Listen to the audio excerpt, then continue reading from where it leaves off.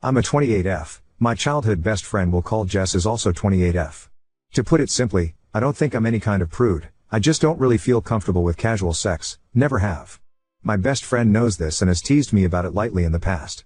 She's been in a long-term relationship for the last 3 years, I've mostly been single while working on my degree and starting my career. Jess lives in another state with her boyfriend, so we don't hang out much anymore. So about a month ago I had a first date with a guy I'd been talking to for a bit, thought it was going places, but he gave a weird vibe on the date and I cut and ran early.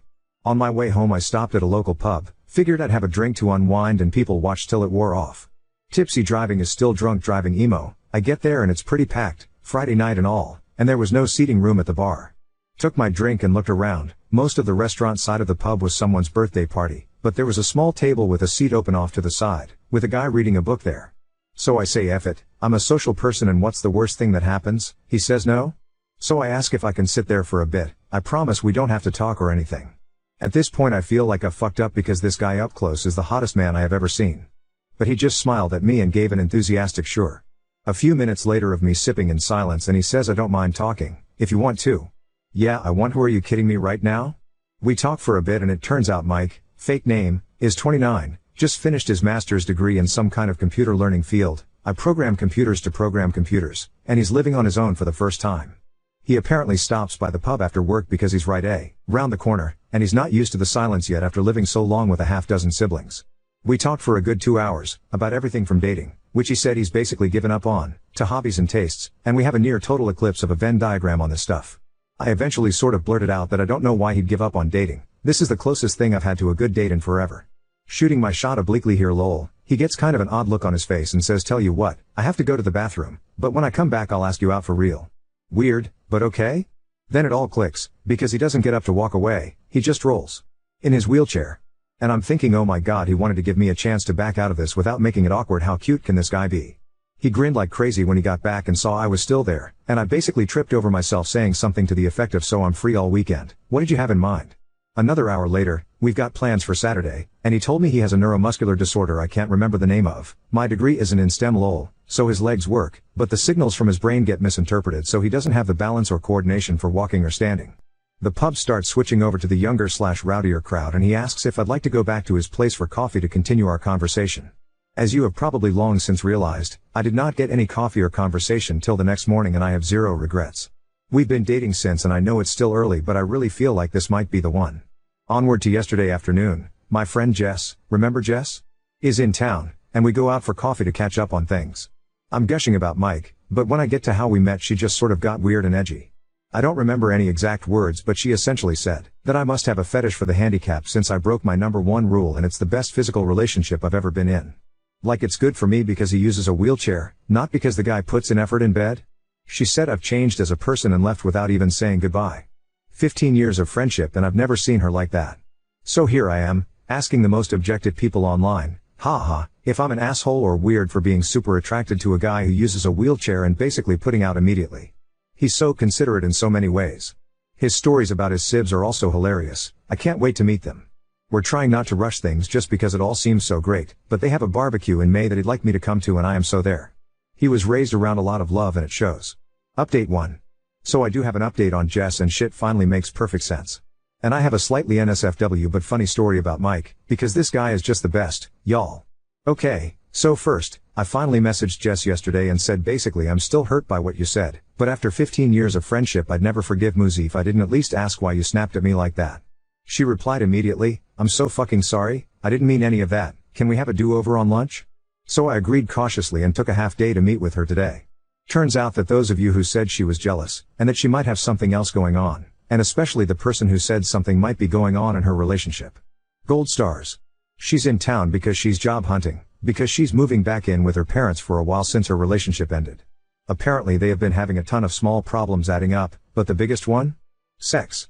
The guy she's been with was apparently never great but it's gotten to the point where he makes no effort at all for her to enjoy herself and then gets pissed when she isn't in the mood. She tried talking with him about it, making suggestions but he told her recently that it's emasculating being given sex advice by a woman. The straw that broke the metaphorical camel's back, however, was that her boyfriend has always had a thing for Asian women. She's Caucasian, but she does have long black hair. After weeks of fighting over their sex life, he suggested that they spice things up. By her dressing in a kimono and pretending to be Asian. She lost it on him and is absolutely disgusted by the racist fetishism and ended it right then. So she had all of this bottled up and was hoping to talk to me and finally be able to put it down. And I missed every hint that she had something big to discuss because I was gushing about Mike. So to her it felt like I was just twisting the knife by bragging about how great our sex was. She snapped, and somewhere between what I was saying and what she wanted to talk about some wires got crossed and she said something incredibly dumb. She left without saying goodbye because she was mortified and ashamed as well as irrationally mad at me.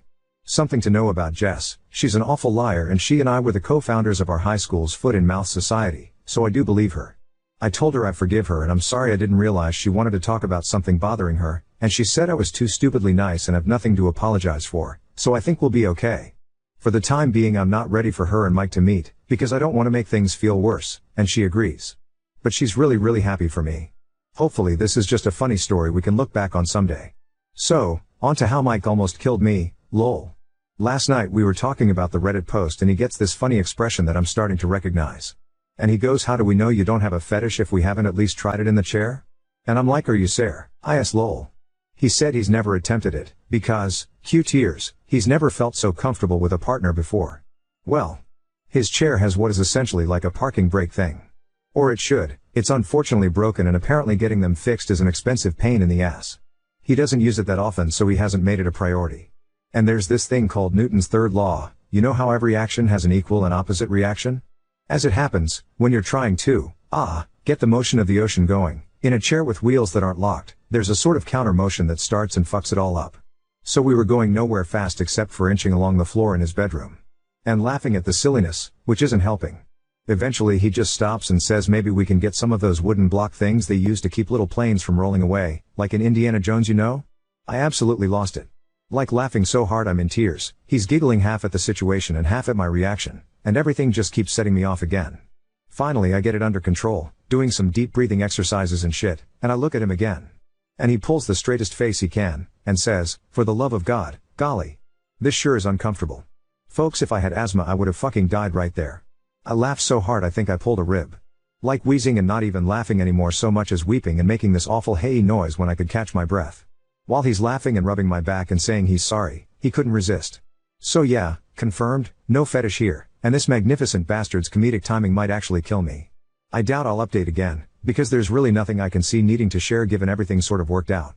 And in the end, the real assholes were the friends we made along the way? Ike. Thanks for all the lovely comments on my last post and for coming along with me on this absurd but brief drama in my life, lol. Oop, and everyone's phones blow up. Genius, I'll finally go viral and get all those internet dollars I assume people are raking in, lol. I probably will post an update on this account, but I don't necessarily want to bog down Ada with my silly shit. I'm so excited and nervous. It's apparently a Mother's Day barbecue. Which I didn't know because my parents and I are estranged and I never even seriously thought about having kids before meeting Mike. But apparently it's a lot of people and a lot of food and apparently everyone knows he's bringing me. Also, can I just say fuck yes about his mom? They apparently have a huge one-floor rancher and she just assumed we'd be sleeping together in his old room. Like none of that weird you aren't married so you get separate rooms shit. I already adore them and we haven't even met yet. Update 2. It's a doozy, or at least felt like it at the time for a girl who grew up with a small, dysfunctional family. So first up, you know what people, at least me, don't think about when dating a guy who's always sitting? Height. I know he's taller than me because we cuddle a lot, and he's taller sitting on the couch, but I didn't really get it. So we drive up Friday night after work, actually south and west, lol, but to my brain it's always up, in his vehicle, which is modified to be driven entirely using his hands. Neat, right? He's a really good driver too. One more green flag. We get to the house, and it's huge you guys, lol, like not a mansion, just kind of a sprawling one-floor rancher. Real estate was wild back in the day. Anyway we get out, and I meet his mom. I'd like to point out I am no slouch, I'm 5'7". His mom is towering over me. But she was the nicest lady ever. We go inside and I meet his dad, who funny enough is apparently the only short one in this family, and his youngest sister, who is living there with his 1-year-old niece. She gets up to hug me and she is also really tall.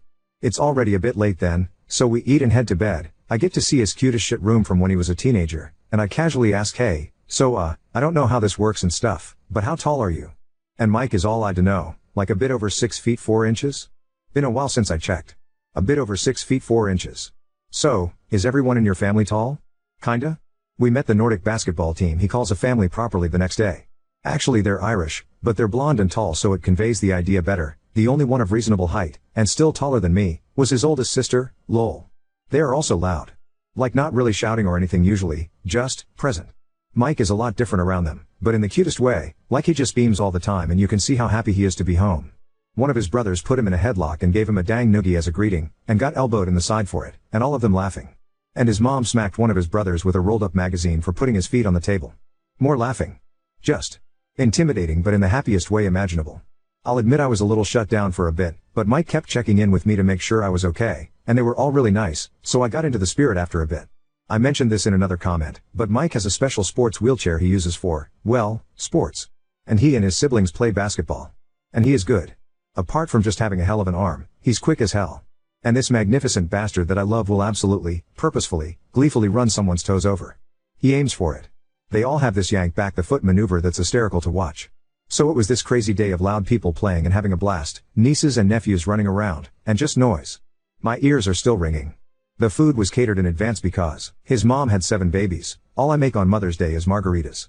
They also have a pool. It's a bit chilly still but the pool is heated so we actually all got to swim, which was a lot of fun because I got to show off that I too am athletic. I can do a backwards somersault off a diving board. Yeah. I'm a real catch lol.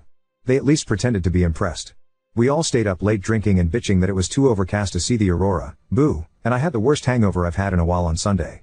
We slept in a bit late, and then joined Mike's family for the barbecue part of the barbecue weekend. His dad can grill people. And he's fast, food coming off the grill at lightning speed. I asked Mike about it and he laughed and said there was 7 of us to feed. Ever see a nest of baby birds? He had practice. Which, fair enough. I don't have much experience with babies, but I got to hold his youngest niece, the one living at home with his sis until her husband gets back from deployment, and we had a light talk about kids in the future. I told him that I never put much thought into it but if they were going to grow up in a happy home like his and not how I grew up, I'm pretty sure I'd be open to having them with him someday. But later. I need him all to myself for a while first. He seemed really happy about that, which makes me feel all goofy and happy. I'm sappy. We had to drive home Sunday night, but before we went his mom hugged me and said she's never seen her son like this, and thanked me for taking good care of her baby. And asked if we'd be back for the 4th of July or if we were doing something with my family. And I tried to be all no we'll be here if you don't mind. I don't see them much and I think she caught on that there's more to the story so she just hugged the shit out of me, Vikings, all of them I swear, and told me she can't wait to see me again. My ears are still ringing from all the noise and chaos, but it was an absolute blah, st and I can't wait to see them again in July. Also, pretty much sure Mike is the man I'm going to marry. I literally can't think of a single reason why I would ever let him get away. Update 3. You know how sometimes a relationship looks amazing at first but then all the red flags start showing up? This isn't one of those stories, lol. Sorry, that was mean, but I couldn't resist. Okay, on to the actual update. No, we aren't engaged yet. Yes, we have talked about it in the context of how seriously we are taking things. No babies yet either obviously, we are diligent about birth control. I want Mike all to myself for a while. So, the 4th of July visit to his family's house was pretty awesome. After getting to know everyone last time I had better expectations of what I was going into, and I've talked with my therapist about the whole play fighting makes me anxious because in my childhood home it wasn't playing thing. I don't want them to ever curb how they act to cater to me, and instead I guess I'll consider it immersion therapy. I think Mike mentioned it anyway because I didn't see much of it this time, though there were cheerful threats of doom lobbed about which I didn't mind at all. His mom is amazing, I'd like to point out. Even if she moms so hard it makes me weepy. So, background info, I have a really common sounding name spelled really uncommonly. Think Danielle or Jessica. Because in addition to everything else my parents decided to be creative when they named me. So, although I do sort of like my name, that meant I was that kid who never saw their name personalized on anything. Mike's family, on the other hand, had like a million kids and they all got traditional names, so personalized stuff was huge for them. It kept them from fighting over stuff I guess. One of the things in their house, because they have a pool, is that each of the kids, adults now, has their own personalized beach towel that lives at the house. So we get to their place and it's and a hot drive there, so right after we get in Mike suggests I go to his room to get changed into a swimsuit so we can have a dip in the pool. I'm thinking that sounds perfect, right? Some of you may already know where this is going. I get to his room and there is a towel on the bed. In my favorite color. With my fucking stupid ass spelled name embroidered into it. So here I am crying over a goddamn towel and he's in the doorway watching and grinning like he just pranked me or some shit. Turns out it was her idea but she checked with Mike to make sure it was spelled right. So now I have a towel for when we visit because apparently I'm welcome. If I sound cranky it's just because I'm better at self-depreciation than I am expressing emotions in a direct way. I really am blown away and touched by how much these people have welcomed me. Mike has already sort of learned to decode the way I talk and joke, which is nice, but the first time he gently said that's not humor, that's just putting yourself down, babe, I definitely wanted to go hide under the table. He doesn't let me be mean to me. That's a thing good partners do, I guess? I wouldn't know. Again, yes, I am in therapy, I am working on myself, it's not his responsibility to put me back together, it's just something he does naturally. I literally told him one night that I was sorry I'm kind of broken, and he snorted and said at least you can walk in the most disgusted voice ever and made me laugh. I digress. So the food was once again amazing, and I kept my promise to teach his mom how to make my cinnamon bun bread pudding, so I felt like I contributed. Insert Ralph Wiggum I'm helping. Meme, I learned to play Yahtzee, and as it turns out I am very good at it. They do a lot of board games things at night when everyone is staying for the week. These people have a lot of board games. And puzzles. Whole damn storage closet of the things. They also drink like fucking fish and can hold it, so I'm learning to say myself. Mike doesn't drink much when we aren't there, so I'm not worried that it's a red flag. Only red flag of his that I've found was a Red Sox pennant in his room. Now I realize I might be talking him up a lot, but he isn't perfect. He snores, he has a habit of arguing with people on the TV when they make stupid decisions. He sometimes starts talking about things I don't understand and just goes until he realizes he lost me like 15 minutes ago, and he is fastidiously tidy, which makes me feel guilty because I have bad habits to lose. I'm not used to clutter means I can't move through an area, but I'm really trying. I barely spend any time at my own place anymore, and we're definitely looking to move in together sooner than later. Yeah, so, not that much of an update, no one burned themselves on a firework or anything super exciting. I'm just in an ongoing relationship with a great guy who has a great family and things continue to look up for us. We head home tonight so we can spend some alone time Sunday. Hope everyone else had a safe and happy holiday. Update 4. I debated just posting this on my own page, but shit, like a lot of people keep asking for more, so I guess it doesn't hurt to drop my post between Ada for literally killing someone and Ada for meekly accepting my in-laws' cruelty but asking if I may wash my wounds before they flog me again. This is not an exciting update. Not engaged. No babies on the way, not even freakishly tall ones like some of you are hexing me with. But Jess finally met Mike. Sorry. I mean, I'm not sorry, I feel compelled to open with a joke and I don't know why. Anyway, real TLDR, she thinks he's amazing. She thinks it is hysterical that I'm on TikTok, I refuse to download it, and she is doing amazing. And our lives are moving forward together. Jess and I have this friend, who I will call Meg and not Tallulah despite both Jess and Mike thinking would be hilarious. Meg was planning to have a birthday party, he big 3-0, and she and Jess are close, and both presently single. They chose a local bar with outside seating, and Jess did a wait, let's check their accessibility because I've been bitching to her for the last month.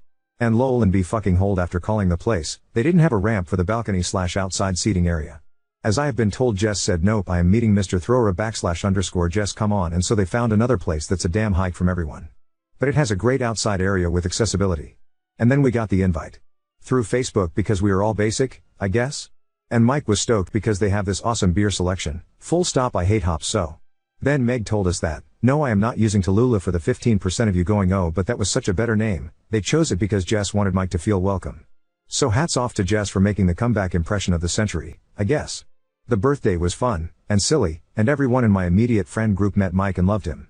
Tons of laughter, everyone drank way too much, but fortunately we had enough heads up for a planned motel stay. Why yes, I do own a UV flashlight, why do you ask? So we and a bunch of other people didn't drive home. We actually had brunch in the bar the next day, it was absolutely awesome and I am ruined for pancakes because fluffy. Once again, I digress. Jess and Mike hit it off and she told him literally every story I didn't want her to over brunch, and it all was great apart from the persistent hangover. I crashed at Mike's again. And then he asked what it would cost to break my lease, because he hates the mornings he wakes up and I'm not there. So the next upcoming week and a half or so is going to be insane while I pack up my whole damn life and shove half into a storage unit and the other half into his apartment, and then we'll be living together. I know it's too soon. He does too. We've decided we're idiots and just going for it. My landlord is a lady who is a bit on the older side and isn't charging me for breaking the lease as long as I leave the place ready for a new renter, so I may respond to comments for a bit right away but expect a lot of silence for a while after. True TLDR, best friend made a good second impression, and I'm moving in with Mike ahead of schedule. I should be worried but I'm actually just really excited.